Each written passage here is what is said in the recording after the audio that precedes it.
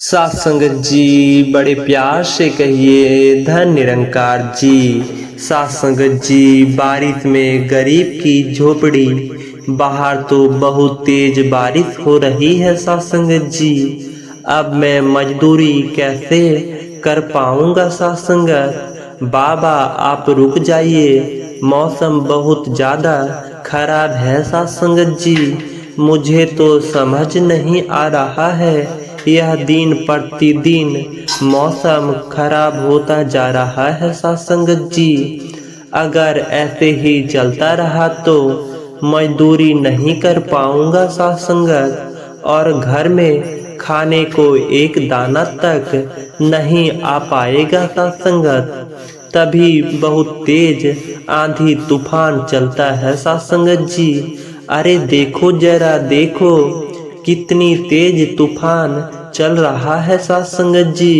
अरे महेश बेटा तू झोपड़ी के ऊपर तिरपाल तो लगाकर आया था ना।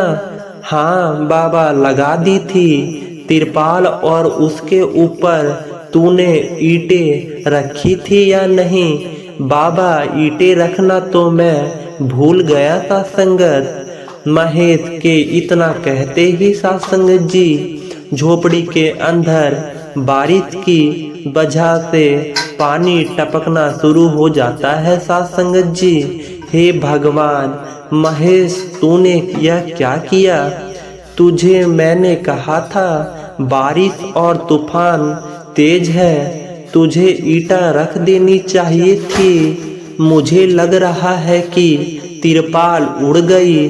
चल चल मेरे साथ चल, अब तूने मेरे साथ भीगते हुए मेहनत करनी होगी। साथ संगत नहीं तो पूरे घर में पानी ही पानी भर जाएगा। साथ संगत जी राहुल इतना बात बोल ही रहा था साथ संगत कि घर के अंदर वाकई छत से पानी टपकने लगा। साथ संगत पिताजी आप सही कह रहे हो, चलो चलते हैं जल्दी से।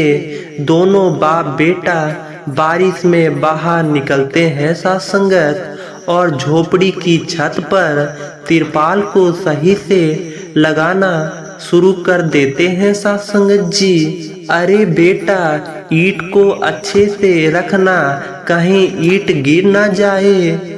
ठीक है पिताजी सही सही रखूंगा। महेश इतना कहकर अच्छे से ईंट से तिरपाल को दबाने लगता है। साथ संगत जिससे छत ढक जाती है। साथ संगत जी और झोपड़ी में पानी टपकना बंद हो जाता है। साथ संगत लेकिन इसी के चलते हुए बेचारे दोनों के दोनों बहुत बुरी तरह से भीग जाते हैं। साथ संगत जी अरे चलो बेटा बहुत ठंड हो रही है, बाहर घर में चलते हैं। चलो बरसात में मौसम बिल्कुल ठंडा हो गया है।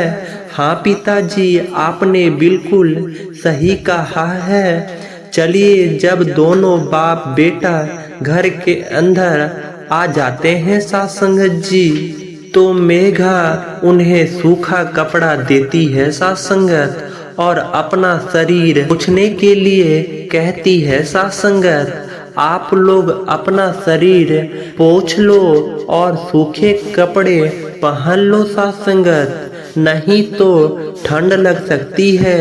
ये दिन हुए कपड़े दोनों पहन लेते हैं। साथ संगत तभी डोली बिस्तर पर पड़ी हुई मेघा से कहती है अरे बेटी तूने खाने के लिए कुछ बनाया नहीं। माँ मैं बारिश के रुकने का इंतजार कर रही हूँ, घर के अंदर खाना कैसे बनाऊंगी, सारे में धुआं ही धुआं हो जाएगा। मेरी दवाइयाँ का समय हो गया है और मुझे भूख भी लग रही है। ठीक है माँ, मैं अपने सिर पर एक सफेद दुपट्टा रखकर बारिश से बचते हुए बाहर से कुछ ईंट लाकर घर के अंदर ही छोटा सा चूल्हा बना लेती हूँ। साथ संगत और उसी पर खाना बनाना शुरू करती है साथ संगत। अरे बेटी, पूरे घर में धुआं ही धुआं हो गया है। पिताजी, खाना बनाना भी तो बहुत जरूरी था। मेघा जैसे तैसे करके जल्दी जल्दी खाना बना लेती है साथ संगत। वह खाने में नमक मिर्च वाले चावल ही बना पाती है साथ संगत। माँ माँ उठो, यह लो खाना खा लो। डोली मेघा के हाथों से खाना खाती है साथ संगत। डोली के पूरे शरीर को पैरालाइज हुआ था साथ संगत, जिसके कारण ना तो वह हिल सकती थी और ना ही वह उठ सकती थी साथ संगत। मेरी प्यारी बेटी, इतनी कम उम्र में तेरे उम्र कितनी जिम्मेदारी आ गई है। हम गरीबों का कुछ नहीं हो सकता है साथ संगत जी। इस गरीब झोपड़ी के अंदर हम कैसे कैसे दिन देखते हैं। कोई बात नहीं माँ, बच्चे समय के अनुसार बड़े होते हैं साथ संगत जी। लेकिन मैं समय से पहले बड़ी हो गई हूँ। आपको तो खुश होना चाहिए। मैं तो इस कदर लाचार हो गई हूँ कि तेरे सर पर हाथ रखकर तुझे आशीर्वाद भी नहीं दे सकती। बेटा, डोली की आंखों से निकल रहे थे मेघा उसके आंसू पोंछकर अपनी माँ को हौसला देती है साथ संगत। जिसके बाद वह अपने भाई और पिता के साथ बैठकर खाना खाती है साथ संगत जी। बारिश होती ही रहती है, लेकिन बारिश रुकने का नाम ही नहीं लेती साथ संगत। खाना खाकर वह सभी सो जाते हैं साथ संगत। आधी रात के समय जिस तरफ डोली का बिस्तर होता है साथ संगत, वहाँ पर पानी टपकना शुरू हो जाता है साथ संगत। अरे यह क्या पानी टपक रहा है। मेघा मेघा, लगता है सो गई। अब मैं क्या करूं।